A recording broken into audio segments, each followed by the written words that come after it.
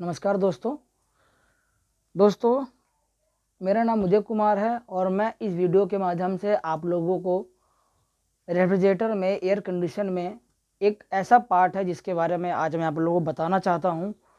कई लोगों ने कई सारे सवाल जवाब पूछे और मैं इस वीडियो के माध्यम से उन्हीं सारे सवालों का जवाब आप लोगों को देना चाहता हूं। तो दोस्तों, उस पार्ट का नाम है कंप्रेसर।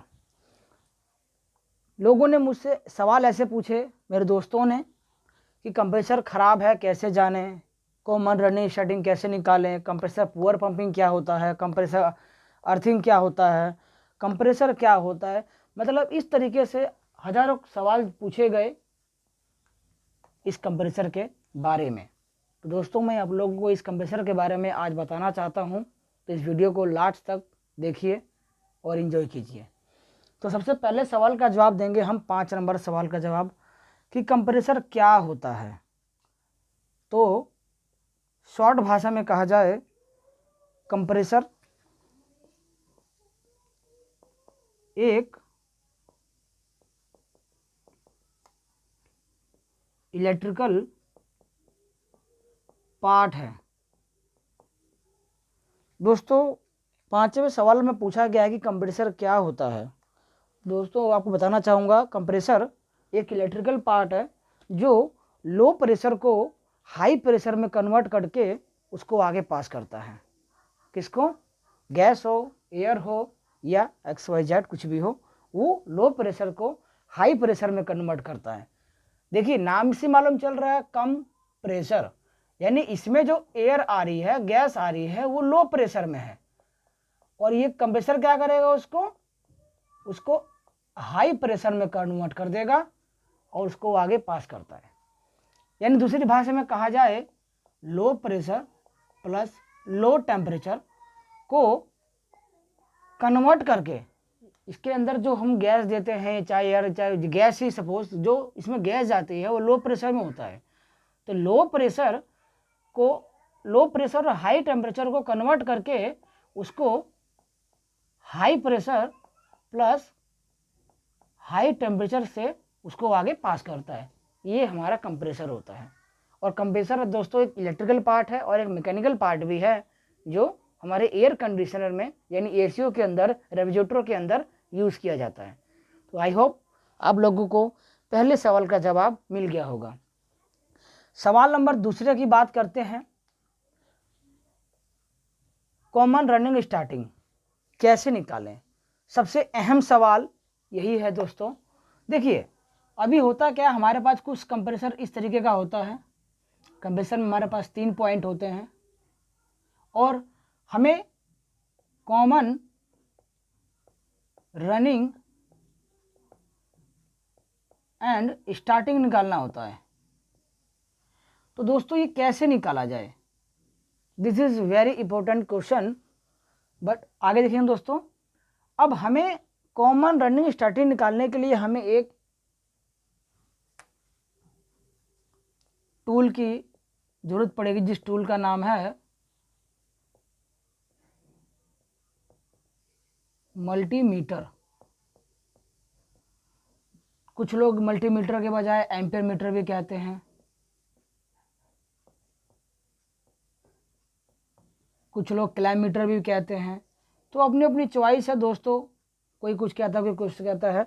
तो हम दोस्तों एम्पियर मीटर से इन तीनों का कॉमन रनिंग स्टार्टिंग निकालने के लिए हम लोग रेजिस्टेंस निकालेंगे।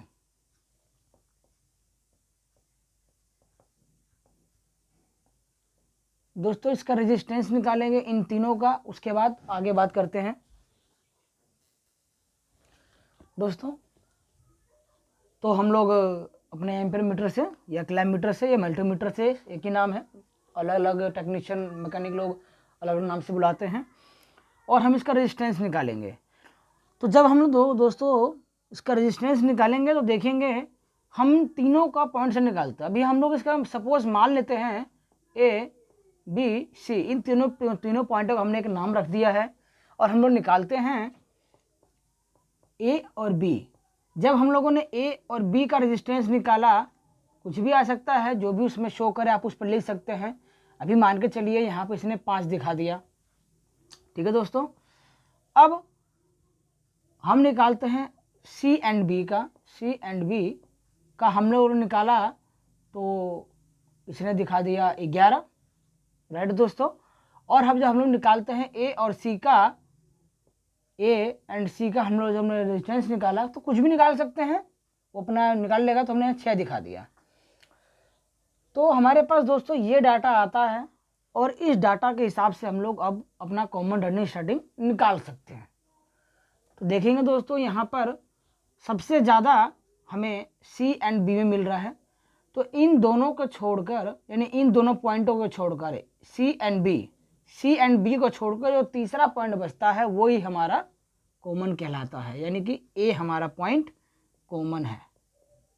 क्लियर दोस्तों, बहुत इजी है। हम लोगों ने कॉमन निकाल लिया, अब हमारे पास निकालना है रनिंग एंड स्टार्टिंग। तो अब देखेंगे दोस्तों, अब सबसे कम एक नियम है, आप इस नियम को बना लीजिए कि जिसके अंदर सबसे कम रेजिस्टेंस है, यानी कि ए एंड बी ये हमारा रनिंग पॉइंट होता है, ये नियम है दोस्तों। तो ये हमारा बी हमारा ये हो गया रनिंग पॉइंट, एंड तीसरा तो दोस्तों मालूम चल गया ए और सी, यानी कि हमारा सी स्टार्टिंग पॉइंट है। क्लियर दोस्तों। अब कुछ लोग सवाल पूछते हैं कि आखिर ये 11 आया तो कैसे आया। हमारे पास दोस्तों कोई भी इलेक्ट्रिकल मोटर होती है, सभी के अंदर 2 ही वाइंडिंग होती है दोस्तों, एक रनिंग वाइंडिंग होती है और एक स्टार्टिंग वाइंडिंग होती है।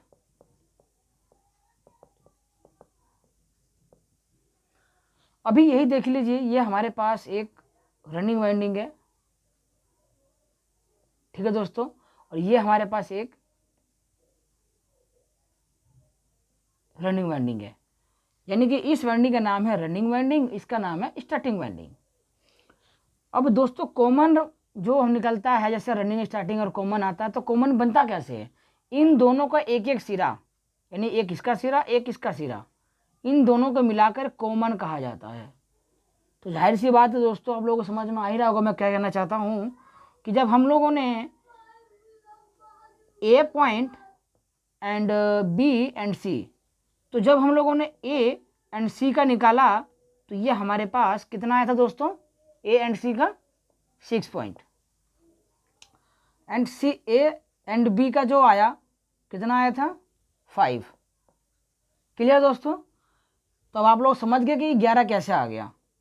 सी एंड बी को जब हम देखेंगे तो जब हमने या इस पॉइंट से लेके इस पॉइंट तक रेजिस्टेंस नापा तो इसने 6 बताया, इस पॉइंट से लेके इस पॉइंट तक हमने रेजिस्टेंस नापा तो 5 बताया। क्लियर दोस्तों। अब जब हम लोगों ने इस पॉइंट का और इस पॉइंट से चेक किया, यानी कि हमने यहाँ से पूरा होते होते रेजिस्टेंस बताया इसने यहाँ तक, तो इसने इसका कितना बताया 11। दोस्तों आप लोग समझ गए होंगे, इन दोनों का मिला के इसने टोटल हमें 11 रेजिस्टेंस बताया। क्लियर दोस्तों। तो इस तरीके से हम कॉमन रनिंग स्टार्टिंग निकाल सकते हैं। आप लोगों को समझ में आ गया होगा कंप्रेसर क्या होता है। एक बार दोबारा रिपीट करते हैं, कंप्रेसर एक इलेक्ट्रिकल पार्ट है और मैकेनिकल पार्ट भी है, जो कि हमारे रेफ्रिजरेटर, फ्रिजों में, एयर कंडीशनर में, एसीओ में यूज होता है। और कंप्रेसर लो प्रेशर और लो टेम्परेचर को high pressure and high temperature में कन्वर्ट करता है, यही हमारा कंप्रेसर होता है। दूसरे सवाल का जवाब, कॉमन रनिंग स्टार्टिंग कैसे निकालें, तो आप लोग समझ गए। इन तीनों को हमने एक एक नाम दिया और तीनों का रेजिस्टेंस निकाला। जिन 2 पॉइंटों में, चाहे किसी भी पॉइंट के अंदर जिन 2 पॉइंटों में सबसे ज़्यादा रेजिस्टेंस आ रहा है, उन दोनों पॉइंटों को छोड़कर जो तीसरा पॉइंट होगा वही हमारा कॉमन कहलाएगा। और जब हमारे पास तीसरा पॉइंट आ गया तो उस पॉइंट से लेके बाकी 2 पॉइंटों में चेक करेंगे रेजिस्टेंस, इसमें एंड इसमें, तो जिनमें सबसे कम रेजिस्टेंस है वो हमारा रनिंग कहलाएगा, जिसमें सबसे ज़्यादा रेजिस्टेंस है उसके वो हमारा स्टार्टिंग कहलाएगा। क्लियर दोस्तों। 2 क्वेश्चन का आपको सवाल का जवाब मैं दे चुका हूँ। अब बात करते हैं चौथे सवाल का जवाब। दोस्तों चौथे सवाल पे चलते हैं। चौथा सवाल है कंप्रेसर अर्थिंग क्या है। अर्थिंग का मतलब दोस्तों होता है कि कहीं ना कहीं से हमारे सिस्टम में हमारे जो कंप्रेसर का जो इलेक्ट्रिकल पार्ट है या मैकेनिकल पार्ट है वो कहीं ना कहीं से उसकी बॉडी में अर्थ आ रहा है। 5 volt, 6 volt, 10 volt, 20 volt, XYZ कुछ भी कई वोल्ट ऐसे आते हैं। वो क्या क्यों होता है एक बार समझते हैं। ये हमारा कंप्रेसर है, ये हमारे 3 टर्मिनल है, ये तीनों के तीनों हमारा एक वाइंडिंग है। क्लियर दोस्तों। जब इसके अंदर 220 वोल्ट गया सिस्टम में और हमारा जो कंप्रेसर चलता है, अगर ये वाइंडिंग कहीं से शॉर्ट होगा या कहीं से इस बॉडी के टच में आएगा तो जाहिर सी बात है दोस्तों बॉडी तो अर्थ करेगा करेगा।